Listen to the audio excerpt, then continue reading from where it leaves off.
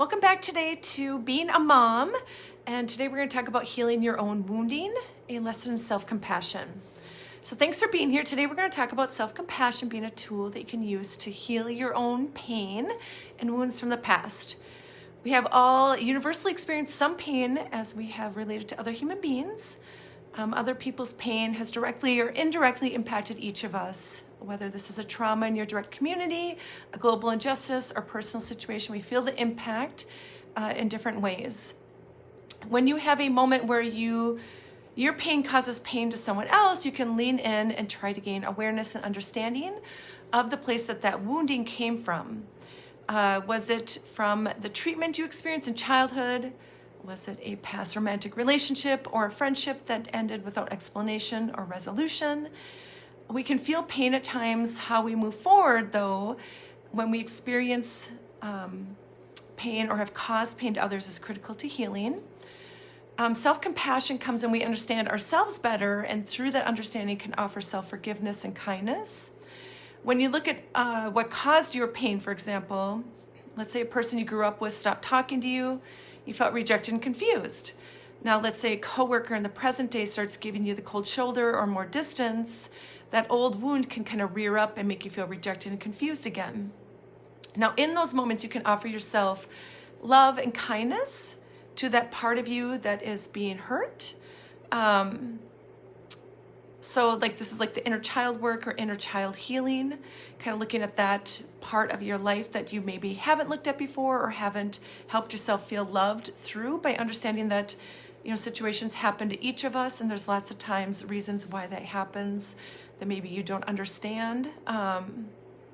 But that part of you that is hurting is likely to tell your coworker off or become angry or vindictive or gossip about them if you're able to kind of lean in and offer yourself love and friendship, and remind yourself that people change, or reflect on maybe if you did do something that could have caused more distance, or depending on the relationship, you could ask them directly for feedback. So those are some examples of ways that you can kind of work through or resolve that situation with love and kindness or self-compassion. And then if you get that feedback from someone by asking them kind of what happened or what's going on, it's important to reflect on that and see how you can use that information to help you. So let's say that they felt like you're becoming too clingy, or a situation happened in their life where someone else came in and they started spending more time with that person. It wasn't personal. It's using that information to kind of help you understand why that situation happened, and to be able to offer loving kindness to yourself, that even though you feel pain, you can feel like it's okay to have gone through that or to have experienced that, and you can be a good friend yourself and still show up for yourself. And through that understanding, it can help you feel like it's less personal, or that person just doesn't like you. So it can help you kind of shift your thinking around that there's usually valid reasons why things happen. Or if that person said you were getting too clingy, it's like, okay, what could you do to work on not being so clingy? Or how could you, try to understand what that even means, and work on being more independent? Or maybe it's just not a good fit.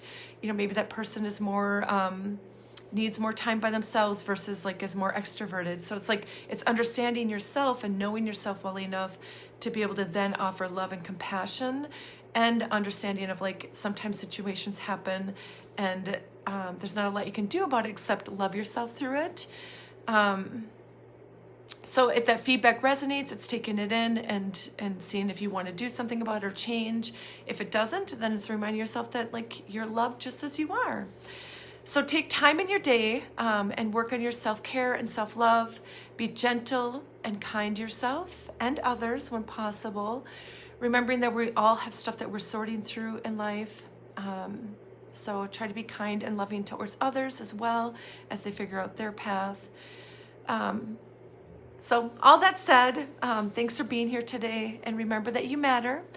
Tune in next week for a video again on being a mom and what that's like. Today was about self-compassion, self-love, and like and subscribe if you want to see more videos like this. All right, until next time, love ya.